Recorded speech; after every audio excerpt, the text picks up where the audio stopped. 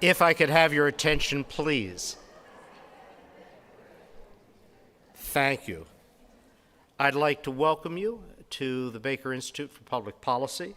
We're delighted you can attend today's conversation on improving health outcomes and well-being in Texas. And I want to thank all of our partners in the Texas Consortium for non-medical drivers of health, and to all of you who work on behalf of healthier, more resilient communities. At the Baker Institute, our mission is to bring scholarship and rigorously fact-based, nonpartisan research together to address the most pressing challenges facing the state, the nation, and the world. For more than 30 years, we have convened experts, practitioners, leaders across sectors to advance sound, evidence-based solutions. We don't just admire problems. We propose ways of dealing with them and, if possible, resolving them. Today's program reflects that mission, that commitment, bringing together leaders who are driving innovative, evidence-informed approaches to some of the states, and I dare say the nation's, most urgent health challenges. Now, the Center for Health Policy here at the Baker Institute is central to this work to strengthen health outcomes and inform effective policy in Texas. We are pleased to welcome our new director, Dr. Heidi Russell. Heidi, where are you?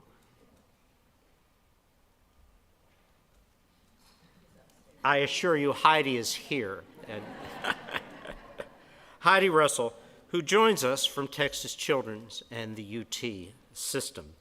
Dr. Russell is a national leader in child health, and she's already reshaping this pillar of our health policy portfolio, bringing a sharp focus to the systems and supports that influence the lives of children and families. Her leadership strengthens the center's efforts to advance policies that improve outcomes, access, quality across Texas.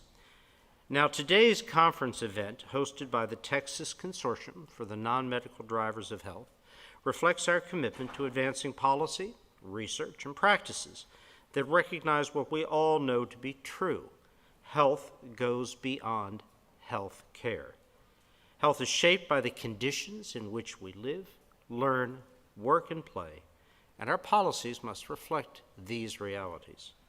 And that is why the Baker Institute has strengthened its focus, our focus, on non-medical drivers of health, because improving outcomes requires cross-sector collaboration, updated care models, and attention to the challenges families face beyond the clinic. I'm grateful to each of you for joining us today as we work together to improve health in Texas. Thank you all. And over to you.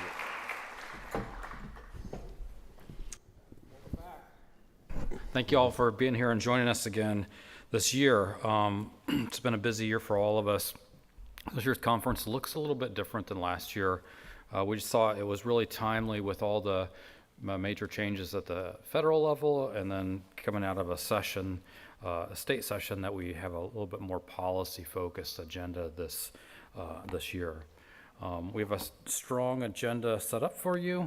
We'll start out with our keynote address, followed by a conversation with a staffer from the Senate, Texas Senate, and then we have a panel of advocacy experts to talk about what they saw during the session. Following lunch, please stick around. We're going to have small group discussions at your table to kind of talk about what you see in your work as policy opportunities for us to be focusing on in the next year. A couple housekeeping issues to be aware of. First of all, on your table, there's a couple different kinds of documents. The green one shows the agenda and our list of speakers and the facilitators that are going to help us with our small group discussions. And the purple one has some instructions for what the small group discussions are going to be about and how that works. Also on your table are some note cards and pencils. That's how we're going to do the Q&A. So as questions arise, write them down, and when we get to the Q&A session for each of the presentations, just raise your card up, and we've got some students who will run around and kind of grab them and bring them up to the front to get your answers. For restrooms, the ladies' room is right over here on your left, and the men's room is over here on your right. This event's possible because of the Baker Institute staff who worked really hard to manage all the logistical details to make this a comfortable meeting for us all.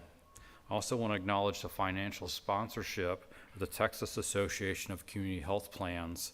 The Texas Association is a membership organization supporting the health plans covering over 2 million Texans. This is the second year in a row that Janet Walker and her team has supported us in making this conference possible. I also want to acknowledge the Episcopal Health Foundation for its financial support of the Texas Consortium, which makes all our analyses and writing and commitment to health policy in Texas to advance. So why non-medical drivers of health? One thing that we really try and continue to emphasize is that health is more than just health care. And we know the conditions that people live in really are the major drivers behind, the quality of the health they have. So if we don't address these other non-medical needs, the health care that people do have access to is just not going to be as effective. So when we see the headline news, a lot of the health news that we see is about costs and the escalating prices of healthcare itself. But really, to get at this issue of value and how do we get more bang for our buck, the other part of that equation really is like, what is the quality of health that we can achieve by the different interventions that we have available to us? And if we just compare ourselves to other high-income nations, you can see we're just completely an outlier in terms of the amount of dollars that we spend relative to the performance that we're getting out of our system. So, detecting non-medical needs and addressing those is one way for us to start bending that curve on quality. This has been a really dynamic year for many of us in the audience. Where the federal landscape has been changing really rapidly, and lots of times it doesn't always come with a lot of explanation. So it's been tough for many of us to kind of be strategic in our planning and navigating kind of the new the policies going on both at the state and federal level. That's why we've kind of designed this agenda today to kind of reveal a little bit more about what we see as opportunities moving forward in non-medical space.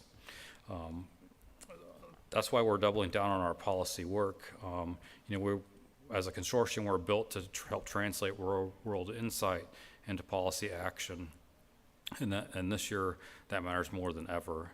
We have a responsibility to advocate, to educate, and ensure the financing structure supporting non-medical drivers remain strong, evidence-based, and aligned with the needs of Texas communities. As you engage in today's presentations, I challenge you to think both practically and ambitiously.